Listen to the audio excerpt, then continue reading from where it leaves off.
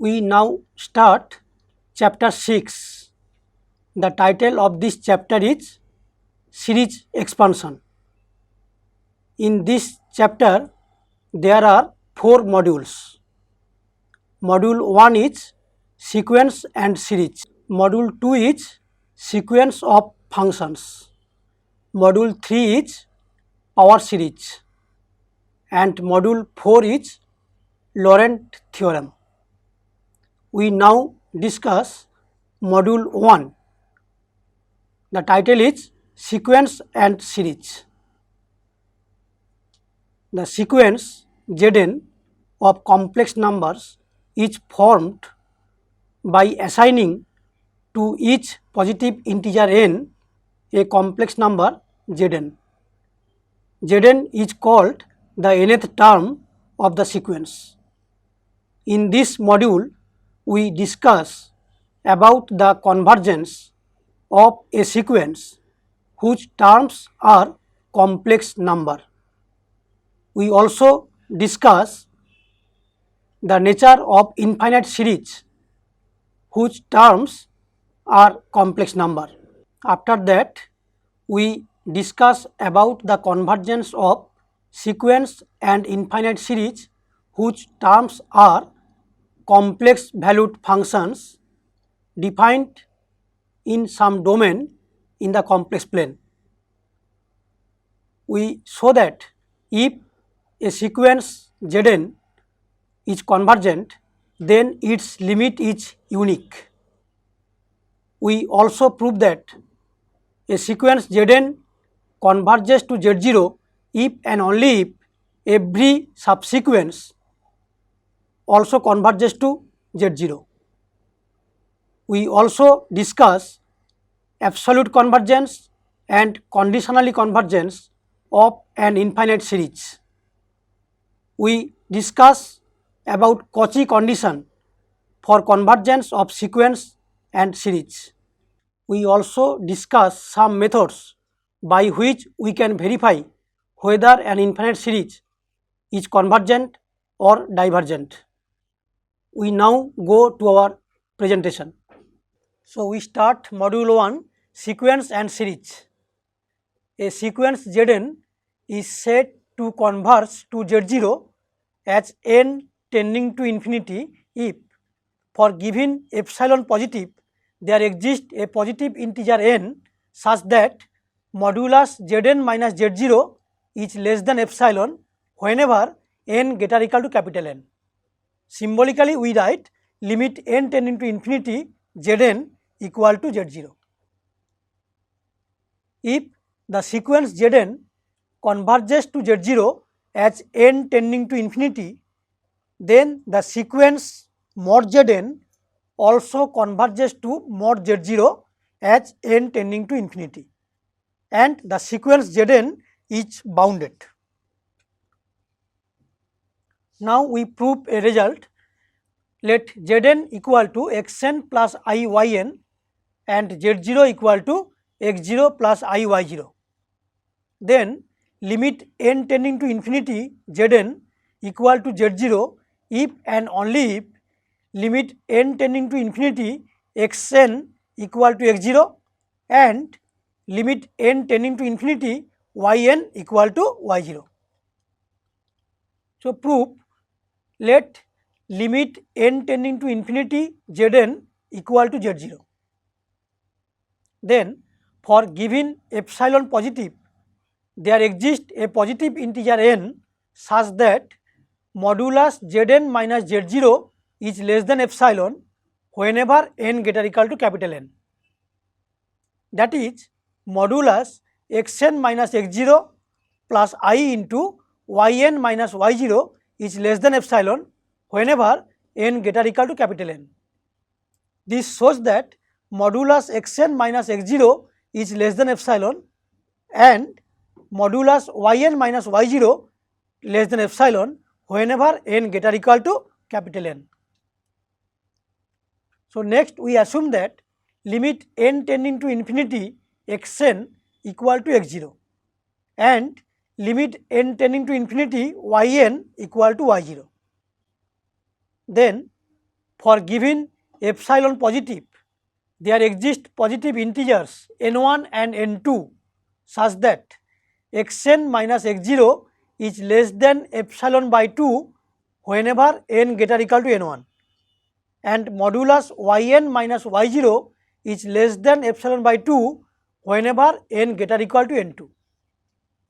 Now choosing n equal to maximum n1 n2, we see that modulus zn minus z0 is less or equal to modulus xn minus x0 plus modulus yn minus y0, that is less than epsilon by 2 plus epsilon by 2 equal to epsilon whenever n greater equal to capital N.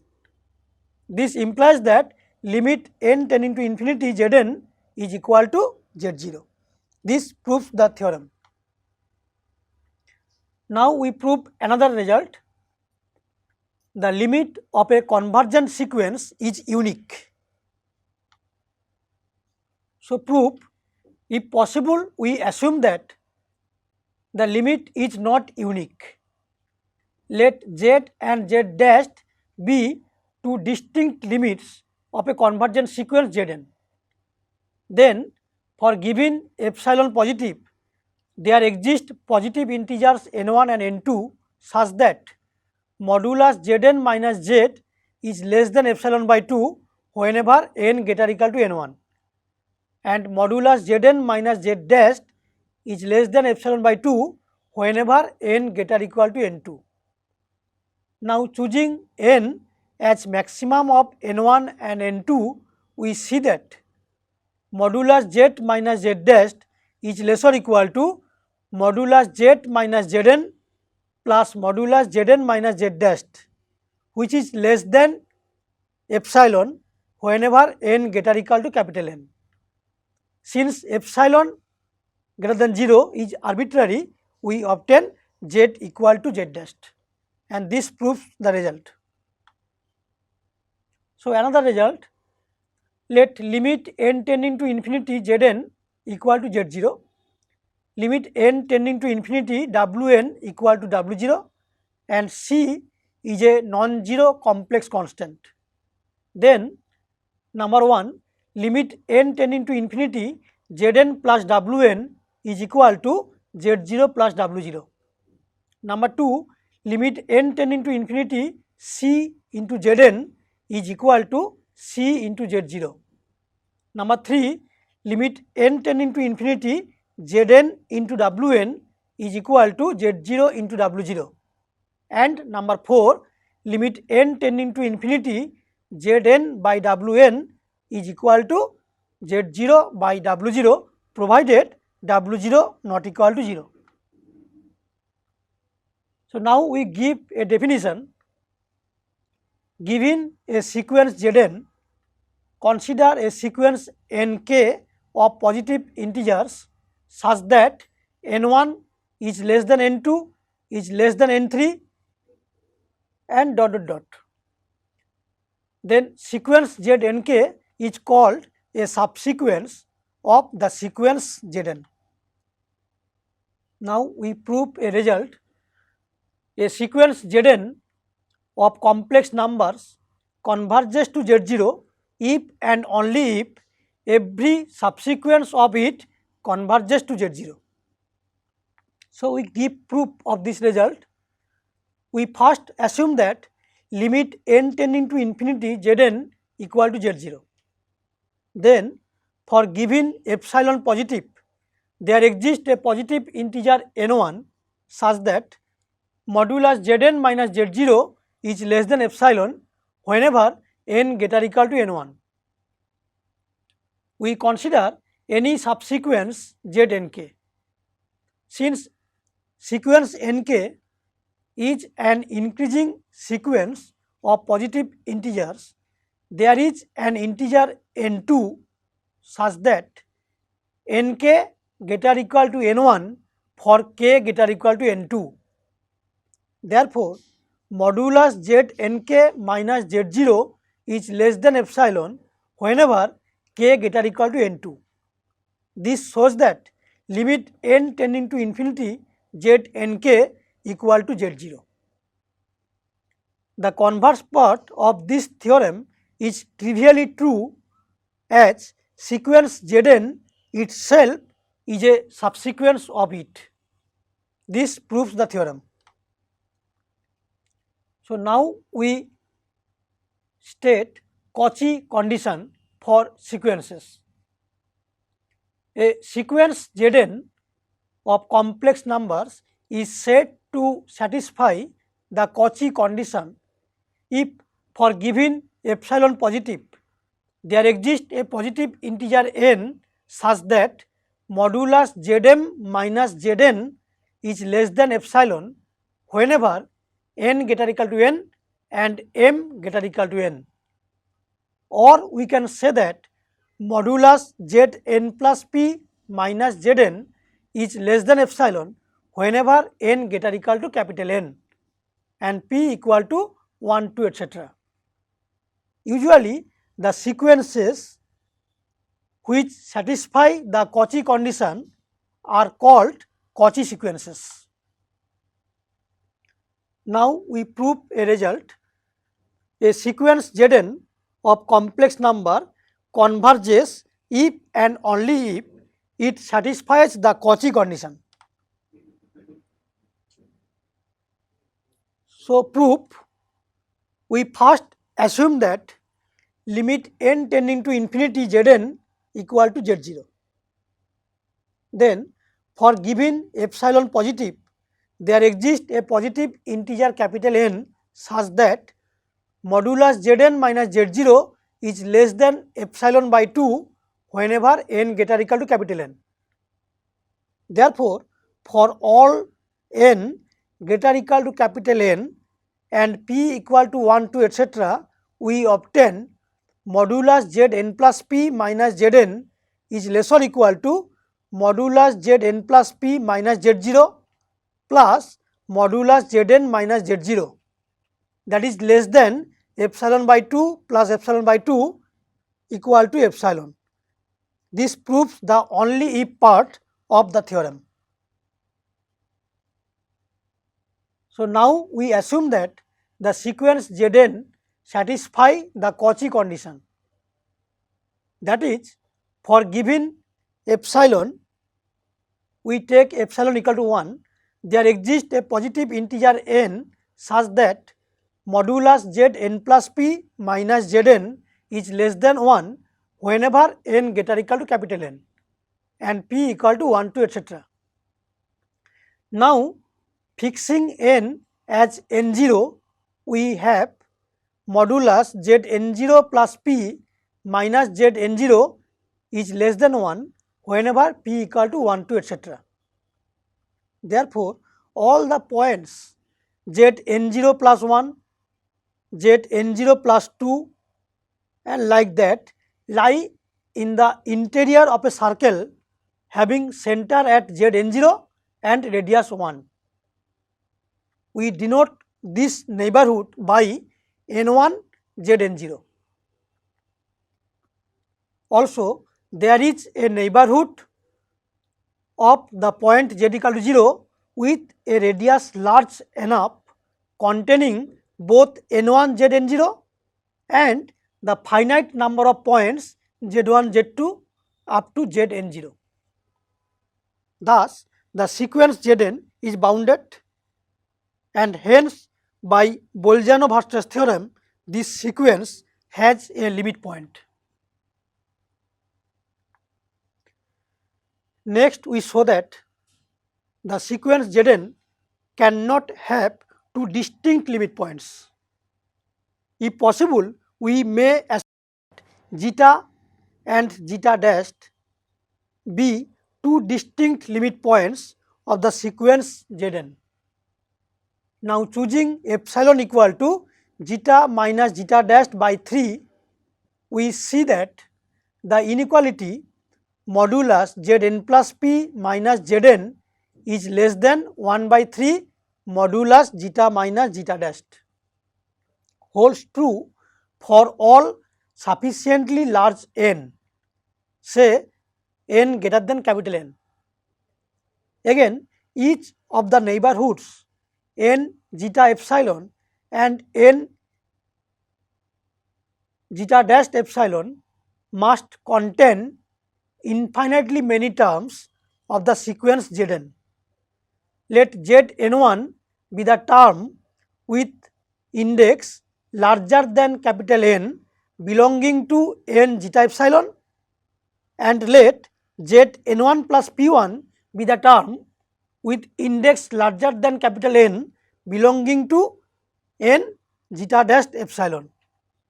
Then from next figure we see that modulus Zn1 plus P1 minus Zn1 is greater than 1 by 3 modulus zeta minus zeta dash, which contradicts equation number 1.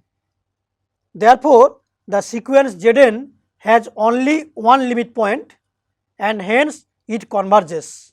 This proves our theorem. So, this is our figure. Here this is a neighborhood, this is n zeta epsilon and this is our n zeta dash epsilon.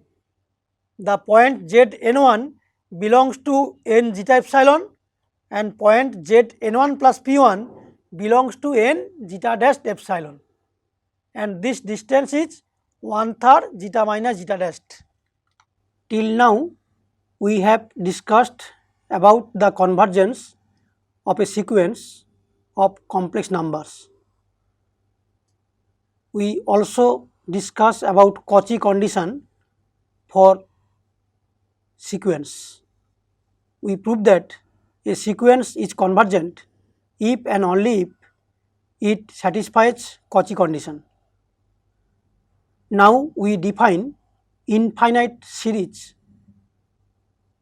of complex numbers. We also discuss about its nature. We discuss about absolute convergence and conditionally convergence of an infinite series. We also discuss about Cauchy condition for infinite series.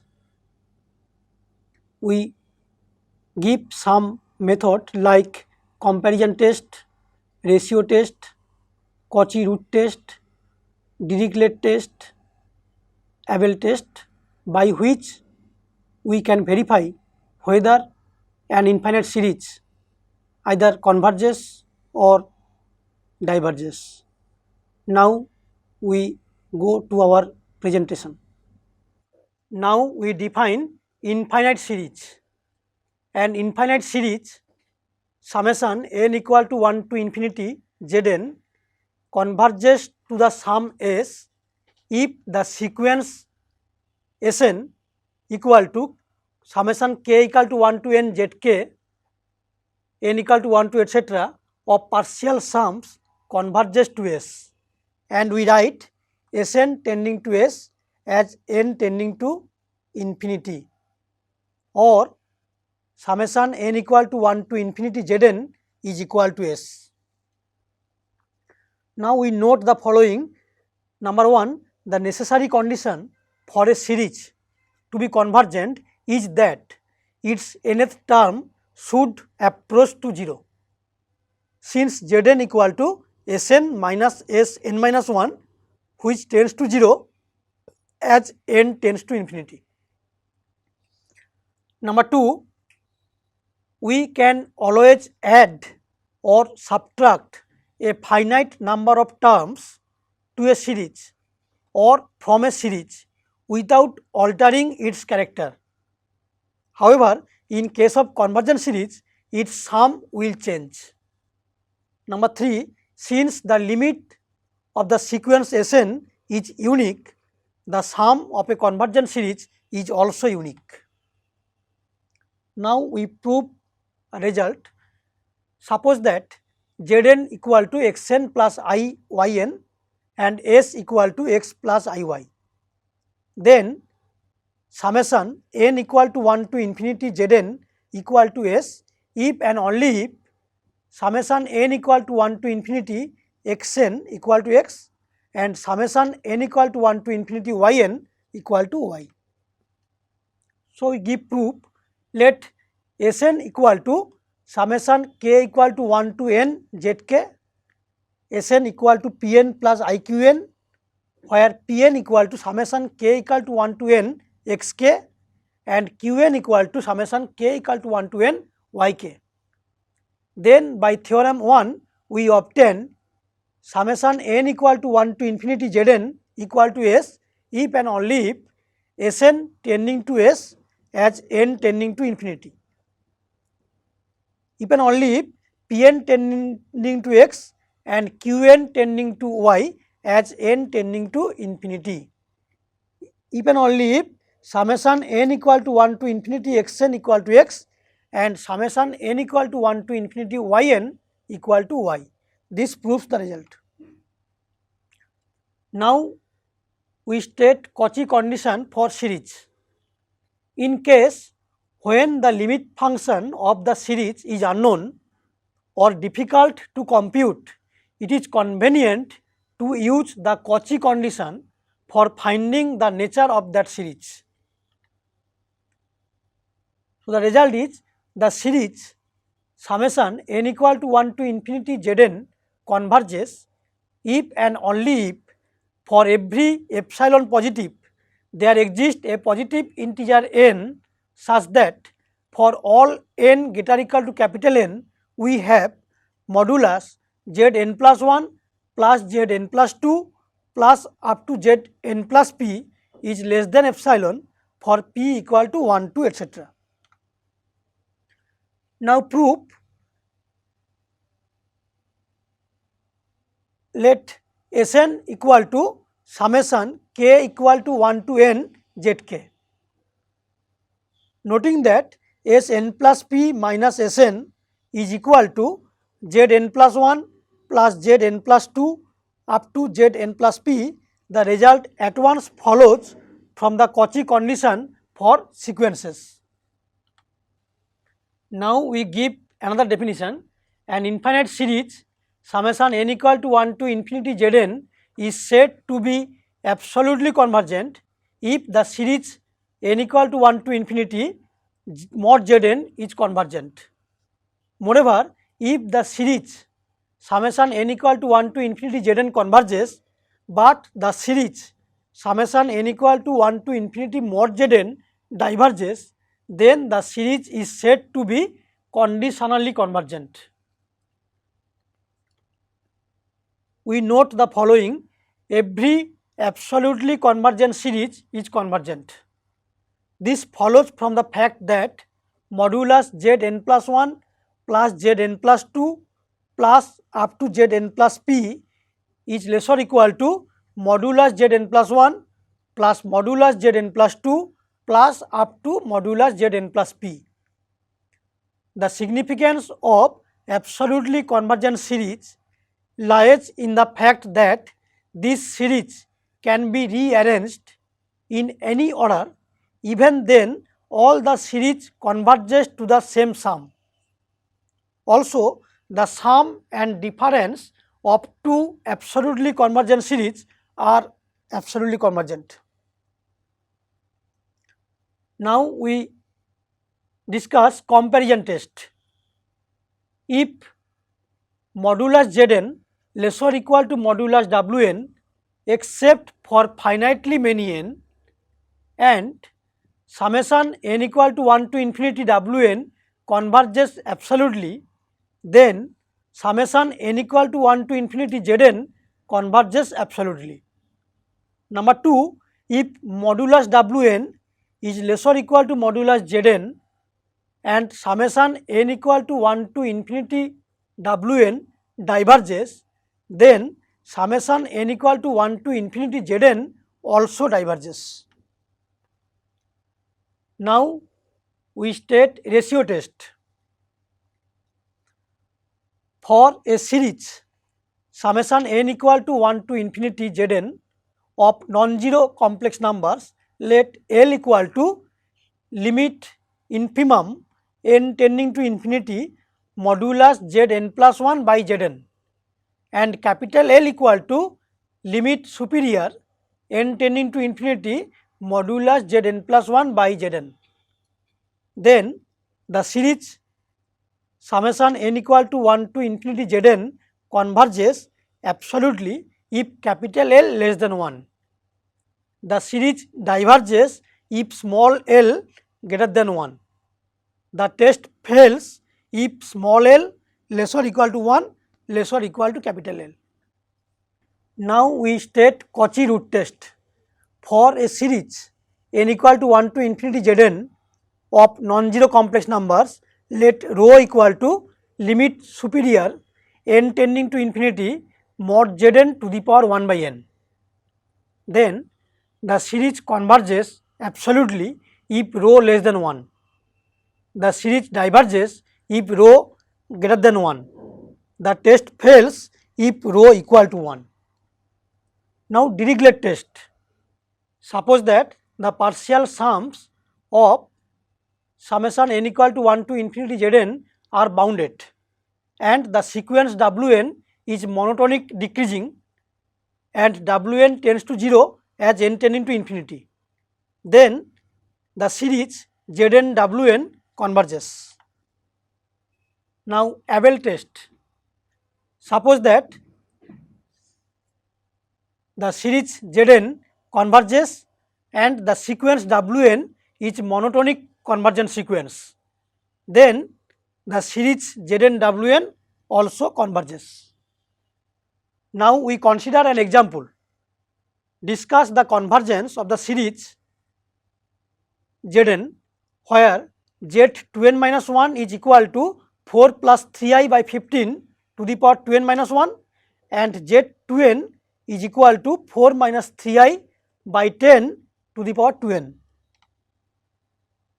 So by the definition of Zn, we have modulus Zn to the power 1 by n is 1/3 if n equal to 1, 3 etc. and equal to 1 by 2 if n equal to 2, 4 etc. Therefore, we obtain rho equal to limit superior n tending to infinity mod Zn to the power 1 by n, that is equal to half less than 1, hence the given series converges. Another example, determine the limit of the sequence Zn where Zn is given by Zn equal to n by n plus 1 plus I n square by n square plus 2n plus 1.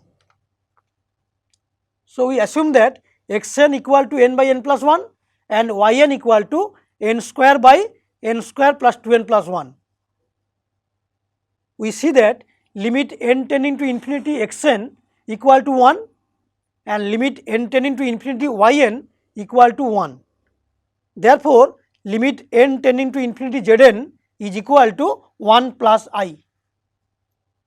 Another example, prove that if series Zn converges, then series Zn by n also converges. Solution, here the sequence n equal to 1 to infinity Zn converges and the sequence Wn where Wn equal to 1 by n is monotonic convergent sequence which converges to 0. Therefore, applying Abel's test, we can say that the sequence Zn Wn, that is summation n equal to 1 to infinity Zn by n converges. At the end of this module, we came to know about sequence and series of complex numbers, about its convergence. We also came to know about Cauchy condition for convergence of sequence and infinite series. We also discussed some methods by which we can verify whether an infinite series either converges or diverges. We also provide some examples in this module. For more problems, you can see the self-assessment part. You can also consider any reference book for more details. This ends module 1 of chapter 6.